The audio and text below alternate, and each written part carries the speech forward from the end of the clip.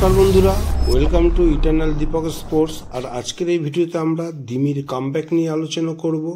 মোহনবাগানের নয়নের মণি দিমিত্রি পেট্রোরাসের অসাধারণ একটা সুইং করা গড়ানো শটে উড়িষ্যা এফসিকে হারিয়ে লিগ শিল্ড দ্বিতীয়বারের জন্য জিতে নিল। আর ভিডিওটা ভালো লাগলে লাইক এবং শেয়ার করতে একদম ভুলবে না। যারা প্রথমবার এই চ্যানেলে আসছো তারা সাবস্ক্রাইব করোনি, কিসে এত ওয়েট করছো?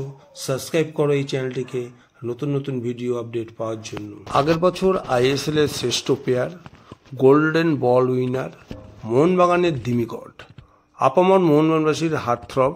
এবছর প্রথম যেদিন দিমি নামলেন এয়ারপোর্টে, সেদিনই মনে হয়েছিল দিমি আগের থেকে একটু মোটা হয়ে গেছে। তারপর প্র্যাকটিসে নামলেন, ম্যাচে নামলেন, ছন্দটা ঠিকই ছিল। দিমির ফিটনেসের ধার কমেছে, দিমি কিছুটা স্লথ হয়ে গেছে। তারপর গোটা মরশুমে অনেক চেষ্টা করেও নিজে পিক ফর্মে ফিরতে পারছিলেন না দিমি। আস্তে আস্তে প্রথম টিমে চান্স পাওয়া বন্ধ হলো। প্রায় অর্ধেকের বেশি মরশুম দিমি কাটালো রিজার্ভ বেঞ্চে। তবুও যেটুকু চান্স পেল, দিমির চেষ্টাগুলো কখনো ঢাকা পড়ে গেল স্টুয়ার্ডের শিল্পে, কখনো বা কামিংসের ব্রিলিয়ান্সিতে, কখনো বা ম্যাকলারেনের গোলে। তখনই আনাচে কাঞ্চে ভাসতে থাকলো কিছু শব্দগুচ্ছ, Dimi is finished, Dimi selfish, দিমির আর কিছু দেওয়ার নেই, দিমি ফুরিয়ে গেছে। আসলে দিমি কোনো সুপার হিউম্যান না, দিমি কোনো সিনেমার নায়ক না, দিমি এলিয়েনও না। দিমি আমার আপনার মতো একটা মধ্যবিত্ত ঘরের ছেলের মুখ। আদ্যপান্ত মোহনবাগানী, আমরা মধ্যবিত্ত, আমাদের নুন আনতে পান্তা ফুরোয়। আমাদের তথাকথিত কামব্যাক বলে কিছু হয় না, কিন্তু আমাদের আপ্রাণ চেষ্টা, অসম্ভব হার্ডওয়ার্ক আর নিখুঁত অধ্যবসান পরেও যখন লোকজন আমাদের অস্তিত্ব নিয়ে, চেষ্টা নিয়ে প্রশ্ন তোলে, আমাদের অপমান খিল্লি তাচ্ছিল্যে ভরিয়ে দেয়, ঠিক তখনই আমরা শিল্ড উইনিং ম্যাচে চুইংগাম চোবাতে চোবাতে 60,000 দর্শকের মধ্যে মাঠে প্রবেশ করি।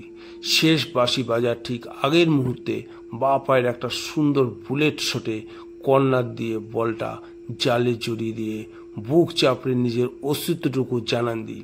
তারপরে স্টেন গান চালাতে চালাতে বলতে থাকি, আমি আছি তো, কোথাও হারিয়ে যাইনি, আমি তোমাদেরই লোক, আমি তোমাদের মাঝেই আছি।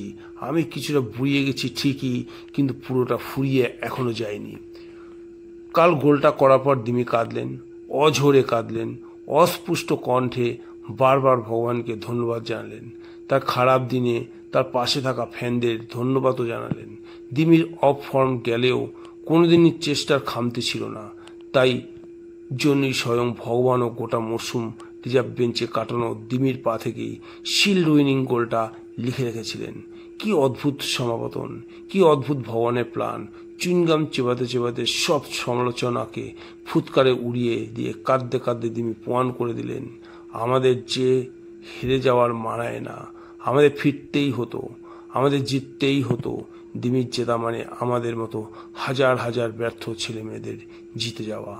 Proud of you Dimi, I love you Dimi, love you Dimi God. তো ভিডিওটা যদি তোমাদের ভালো লাগে লাইক এবং শেয়ার করতে একদম ভুলবে না। তো আজকে এই পর্যন্ত, গুড নাইট।